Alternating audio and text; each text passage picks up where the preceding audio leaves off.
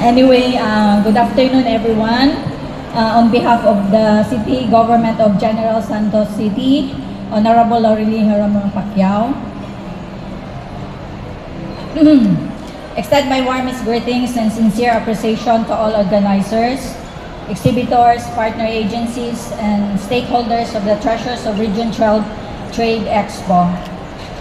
Allow me to specially acknowledge and thank Honorable Raisa Maria Lourdes Treñas Chu, City Mayor of Iloilo City, for her support and commitment to fostering inter-regional collaboration and economic development. Talagang kinakabahan. Pasensya na. Hindi kasi ako sanay magsalita, ma'am. Anyway, I also want to acknowledge the Governor of Cotabato City, Honorable Emilu Lala J. Talenio Mendoza, represented by Marjan Warner, Head Cotabato Ledipo Office. Ma'am, good afternoon.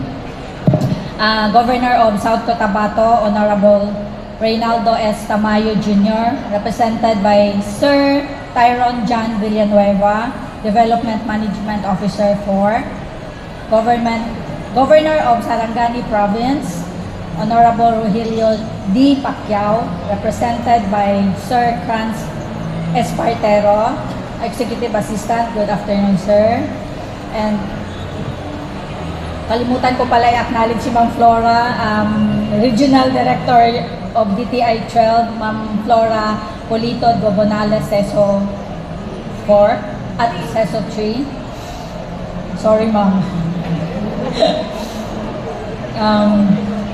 I also want to acknowledge the Governor of Sultan Kudarat, Honorable Dato Pax Ali A. Mangduda Dato, represented by Sir Jomar Ebreo, Development Management Officer 4, Regional Director DTI 12. Maria, nandito pala, ma'am, sorry. Kasi ma'am, kararating ko lang ba din, I was in the panic. But anyway, I also want to acknowledge Sir Eddie Diasis. Palagi kami magkasama nito in all events, sir, no? From Luzon, Visayas, Mindanao, magkasama kami. And also the OIC Regional Director DTI 12, Ma'am Maria Dinda R. Tamayo. Good afternoon, ma'am. 6, DTI 6 pala. Undersecretary DTI Regional Operations Group, Yosek Blesila A. Lantayona. Good afternoon, ma'am. And also the Chief of SME Development, Maria Teresa Chua. Good afternoon. Okay, the Treasures of Region 12 Trade Expo stands as testament of the creativity, resilience, and dedication of our local producers of micro, small, and medium enterprises. This event provides a valuable platform for showcasing the unique products, culture, and craftsmanship of Region 12, while strengthening market linkage and opening doors to new businesses, opportunities both locally and nationally. Through initiatives such as this, we are reminded of the importance of unity and cooperation among local government units in advancing economic progress.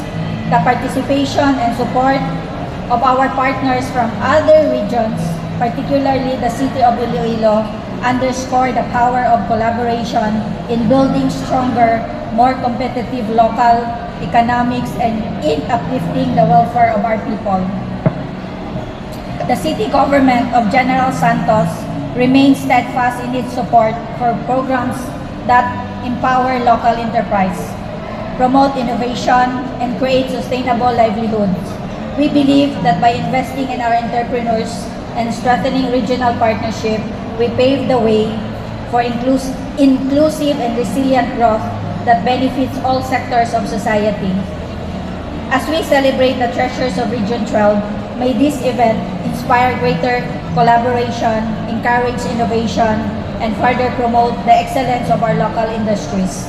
Let us continue working together toward a shared vision of prosperity, sustainability, and progress for our cities and regions. Once again, we extend our gratitude to the City Mayor of Iloilo and to everyone who made this event possible.